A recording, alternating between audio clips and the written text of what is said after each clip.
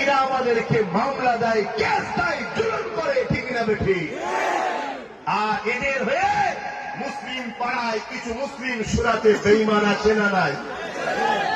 প্রতি বছরে 30,000 কম বেশি মুসলমান ইসলাম ত্যাগ করে অন্য ধর্ম কবুল করছে আমার দেশে। কত হাজার প্রতি বছর? এটা ডাটা, ভারত সরকারের ডাটা। গল্প বলছি না। প্রতি বছরে 30,000 মুসলমান ইসলাম ছেড়ে দিয়ে অন্যদিকে চলে যাচ্ছে। চাপে পড়ে হোক, লোভে পড়ে হোক, খোদার জ্বালাই হোক, বিভিন্ন কেসে জড়িয়ে যাওয়াতে হোক, যাই হোক 30,000।